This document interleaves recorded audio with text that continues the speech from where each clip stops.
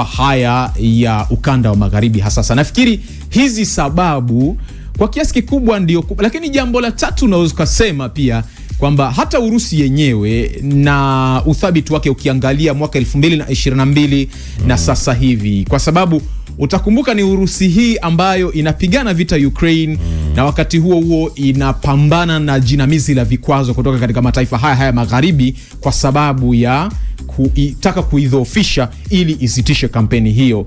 Imewekewa vikwazo katika kuuza biashara zake katika mataifa mengi ya Ulaya na hata Marekani kwenyewe. Mali zake zilizokuwa nyingi ambazo zilikuwa katika mataifa haya zimeshikiliwa.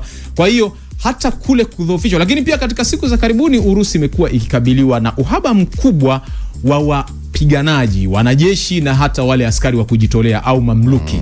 Kwa hiyo hata Urusi na namna ambavyo trend yake ya kuendelea kudhoofika kiuchumi na hata kijeshi katika siku za karibuni kutokana na changamoto hizi ambazo tumezitaja imekuwa ikikabiliana nazo zikitokana hasa na vikwazo vya nchi za magharibi. Unaweza kusema kwa pamoja ndio zimepelekea vita hii mpaka leo washindwe kuimaliza katika zile siku 14 walizokuwa wanasema mwaka 2022 na sasa imedumu miaka 4 kuelekea 5 na haieleweki hata itaisha nini. Tumalize na hili la mwisho kabisa kwa sekunde kadhaa. Rais Trump jana katika kujibu kile ambacho Irani wanasema kulipwa fidia, unajua kwenye matakwa yale ya Irani ya kuhakikisha hii vita inakamilika ama wanamaliza kabisa mzozo wa Mashariki ya Kati, ni wao kulipwa fidia kilichotokea kuanzia ile Februari 28. Trump anasema pia Iran inatakiwa kulipa fidia kwao, kwa watu wote walioathirika, mali zilizopotea, watu waliouawa. Iran pia ina jukumu hilo la kulipa fidia.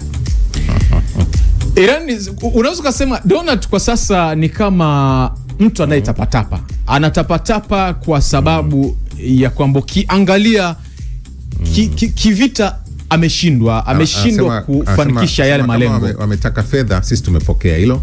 Kimina sisi tutatuma ombi letu la kutaka malipo pia ya fidia. Kwa hiyo tulipane. Sema tumeharibiana, kwa hiyo tulipane fidia. Lakini hiki anachoita kulipana kinakuja katika wakati ambapo tunafahamu Iran haikuanzisha vita hii.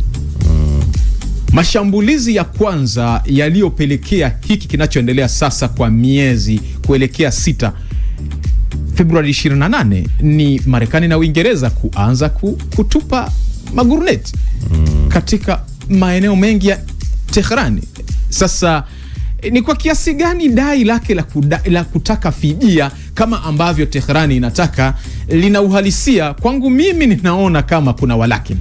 Kuna walakini kwa sababu Tehran haikuanzisha mashambulizi kwa mara ya kwanza. Haikurusha gurnet, haikurusha kombora. Washington haikurusha kombora katika moja ya mataifa washirika wa Marekani, ukanda wa Ghuba ya Uajemi, kwa mara ya kwanza. Haikurusha kombora Tel Aviv kabla ya Februari 28. Na tukiangalia ile vita ya siku 12 ya Israeli ilifanya ni Israeli iliyoanzisha mashambulizi yale kwa kushirikiana na Marekani mwenyewe.